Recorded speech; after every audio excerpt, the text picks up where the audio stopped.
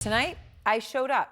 Those are the exact words that former President Donald Trump is using to defend his appearance at the National Association of Black Journalists convention yesterday, an appearance in which he questioned Harris's race.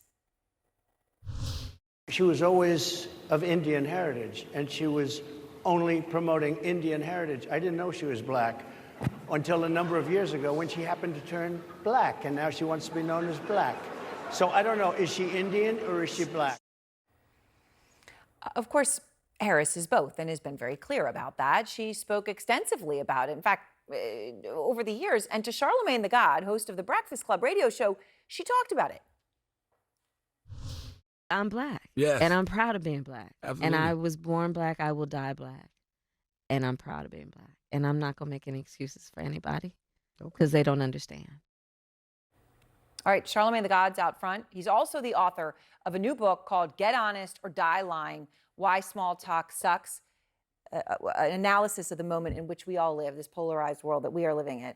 So Charlamagne, Trump's not backing away from the controversy. Today he went online, he shared a photo of Harris wearing a sari in a family photo, and he writes about it. Your warmth, friendship, and love of your Indian heritage are very much appreciated. Okay. So that's what he did today. Let me just ask it to you this way, though, Charlamagne. Does he deserve credit, as he says, for showing up at the Black Journalists event yesterday? Peace, Aaron. How are you, first and foremost? No, does he deserve credit? No, he doesn't deserve credit. I'm gonna be honest with you. I don't give a damn about any of this, and neither should you. Like, nobody in the media should care. Donald Trump doesn't have any new tricks. He focuses on identity. He focuses on race. He focuses on gender. He makes white America think that the changing demographics of this country are a threat to their livelihood, and he makes them believe if we don't take things back to the way they were, probably 1950 something, then America as they know it will be ruined. It's just a distraction. Like Public Enemy had a album called Fear of a Black Planet. Trump tries to scare people with the fear of a black and brown America, and we have to stop falling for it. Like we just have to stop falling for it. All right. Like, So yeah. All right, so today, though, you talk about it. You tackled it on your show because it's out there. People are talking about it. One of your callers actually called in and said something about it that I wanted to play for everyone, so you could explain sort of how this makes you think and feel. Here's the caller. Man, to be honest, Kamala Harris, she already said that she wasn't black. It's all over everything. She done had interviews. Yeah. I understand. But she already said that she's not black. She identifies as an Indian. But she was running and she did all of that in California. Yes, she has. No, she hasn't. Yes, she has. Listen, have you ever read her book? No, I don't. I won't. Say what now? In her book, she specifically talks about how, her mom definitely instilled her Indian heritage in her, but also told her she was a black woman and raised her to be a proud black woman. They have an interview. She has a verbal interview with a white woman, and she says that she is not black. She is Indian.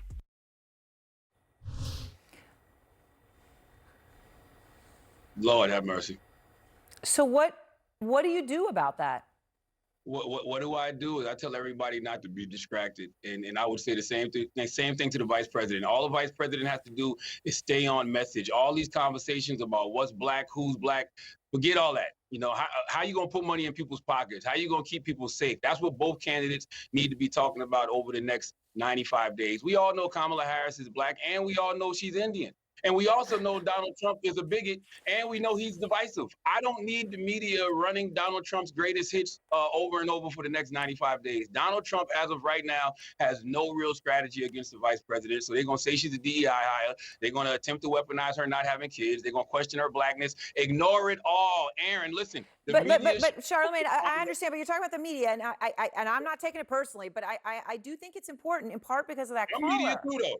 I know, but too. Yeah, no, I understand, but that caller calls in, and whether it should or shouldn't, sometimes it just is. If it gets into the ether and it starts affecting how people think and feel, then that becomes an actual problem. How do you deal with that? You get calls like that. You actually have an opportunity to interact with someone to try to explain. Do you feel like people hear you? Yes, I have no problem telling that young man he's bugging. Well, or you could say he's half right? Because yes. The vice president has said she's Indian, but she also says she's black because she's both. And that's why we need to ignore it all. The media should focus on whatever candidate is talking about the issues. Anything else is not worth the airtime. How many times is Donald Trump going to run the same trick over and over and over, and we continue to fall for it and be distracted? Focus on the issues. Focus on the candidate that has an actual plan for America. All right, so let me ask you, J.D. Vance is commenting on her. He's been trying to to defend Trump's comments about her. And here's what he said to our Steve Contorno. I'm going to highlight one word here, but let me just play it. Look, all he said is that Kamala Harris is a chameleon. She goes to Georgia 2 days ago. She was raised in Canada. She puts on a fake Southern accent. She is everything to everybody, and she pretends to be somebody different depending on which audience she's in front of. I think it's totally reasonable for the president to call that out, and that's all he did.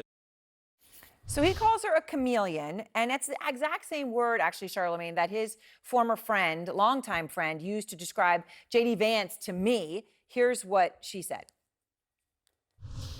What I've seen is a chameleon, someone who is able to change their positions and their values depending on what will amass them political power and wealth. And I think that's really unfortunate because it reflects a lack of integrity. I'll just note, Charlemagne, that he used the word chameleon after his friend used it. I don't know whether that, whether he saw that. It's very possible he did. But you write about this. That words matter. You talk about Get Honest or Die Lying. That's your new book. And it's about honesty in politics, right? So when people are using words like chameleon, that may be a word, but it gets at something that's quite deep, right? What is truth? And when is a person actually being genuine? How do you think about this? Given where you sit every day, these calls that you get. Yeah, I mean, to your point, I have a chapter in my new book called The Language of Politics is Dead. And I talk about how tired we are of the way politicians talk to us and how everything is too safe and folks are too afraid to take chances. And I feel like the internet killed all that, like social media in particular. People have gotten used to hearing ideas, and not just ideas, but news, all topics in just authentic ways. And two things that I love right now, my critique of the vice president was the person I've known since 2017, the person that, we used to see grilling people in Senate hearings. That individual had disappeared over the last few years. But over the last couple of months, whether it's been her, economic opportunity tour, or even after the way she stepped up after Biden's terrible debate performance, and of course now that, she's at the top of the ticket, I've seen that real person show up. Like I've seen that person, really come to the forefront. And I think, as long as we see more of the real her over the next 95 days, she can probably win this thing. So I'm definitely not seeing a chameleon in Vice President Kamala Harris right now. I'm seeing the person that I know on air and off air.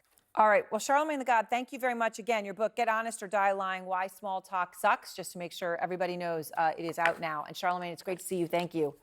Peace, Aaron. All right.